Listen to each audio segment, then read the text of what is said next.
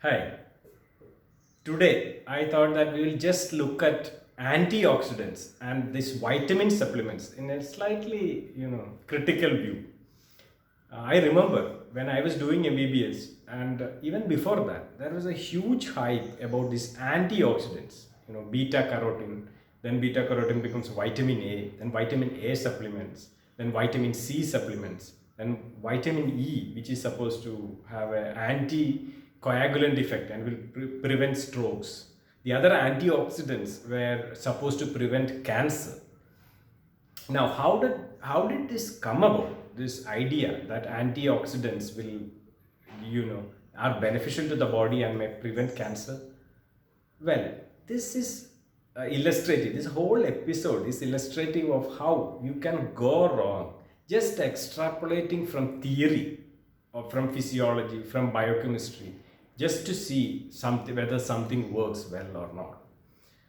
Free radicals are ions which are produced in the body naturally, usually while in during immunological reactions. Suppose some bacteria get into our body, and then when the immune cells surround them, and they may secrete chemicals that may ultimately produce free radicals, which will destroy this bacteria. I mean, and in another other biochemical cycles also, these free radicals are produced in the body, and but they have a problem. They can oxidize many reactions. They can oxidize chemicals and cause damage. So that was the main theory behind all this.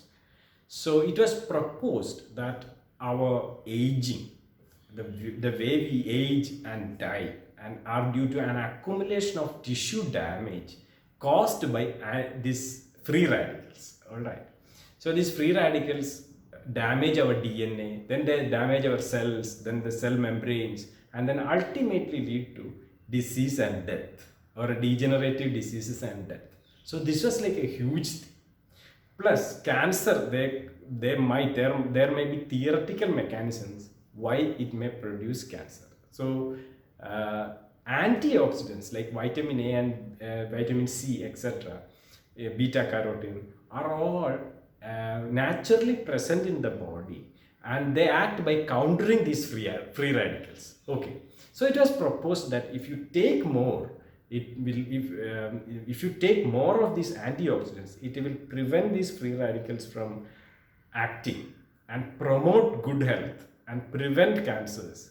And some things like vitamin E can, and even vitamin A and C and beta carotene and all, can prevent heart disease too.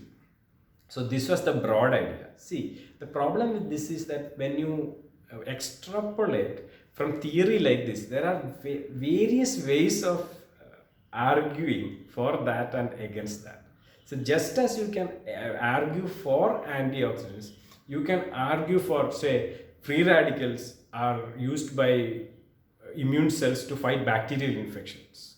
So does that mean that you need more free radicals so that bacteria and infections are kept away from our body? And could it be that repeated infections cause progressive tissue damage, and this is what is causing our degeneration? We don't know. There are other issues too. Suppose we have antioxidants, and antioxidants are good at free radical elimination, and this free radical elimination is actually good for us. But even then, suppose we take extra antioxidants, do they have any action? We really don't know, do we?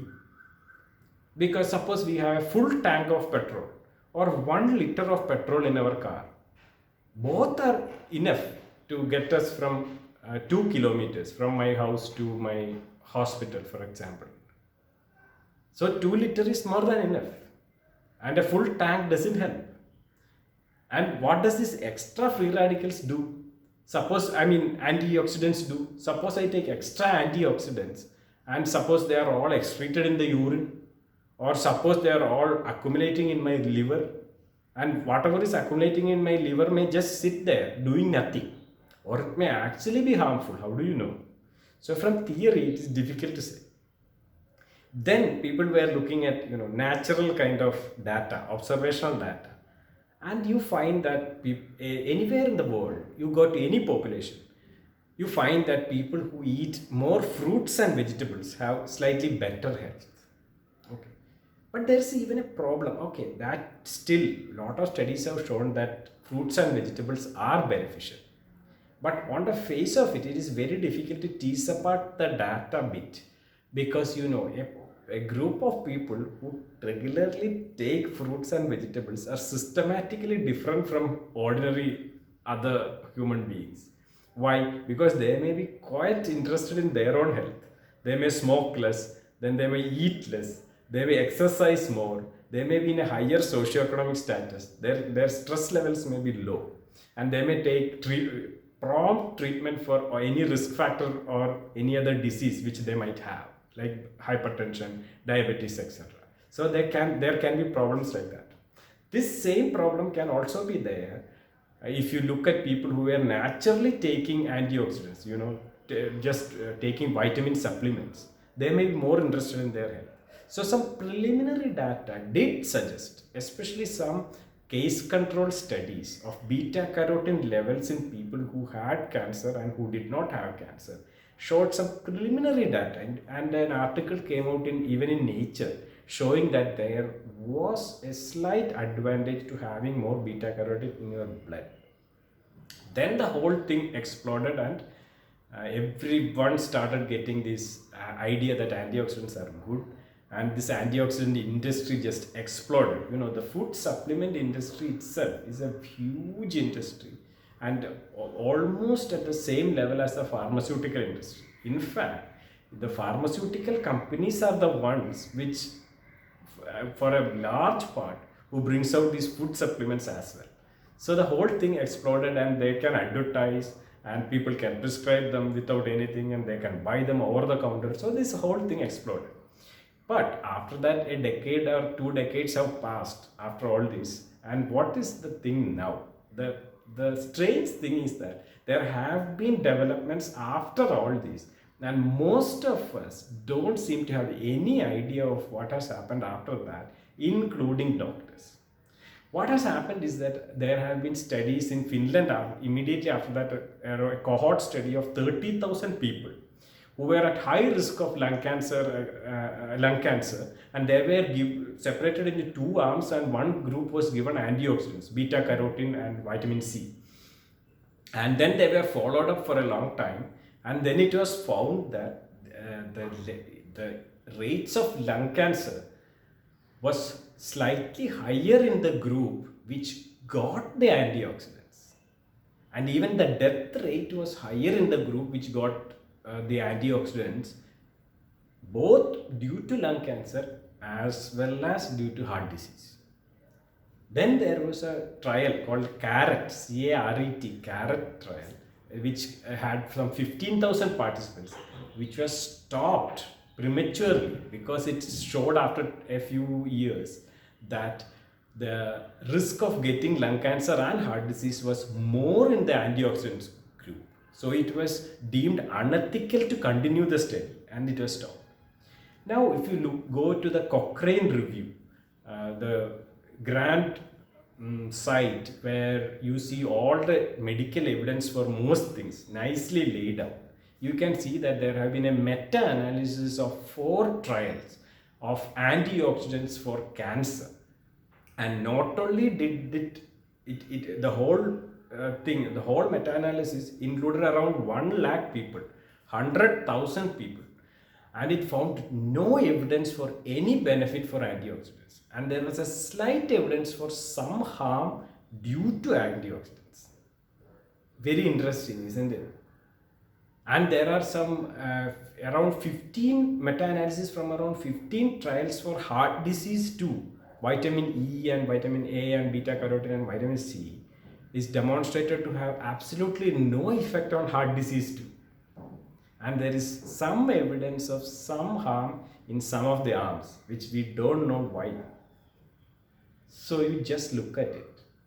You can take, a lot of us take vitamin supplements, okay, and of course there are a lot of people taking vitamin D after getting a blood result which says that they have low levels of vitamin D. Even I had that result of low levels of vitamin D, and I did take vitamin D. Even now I do take sometimes vitamin supplements once in a week or so.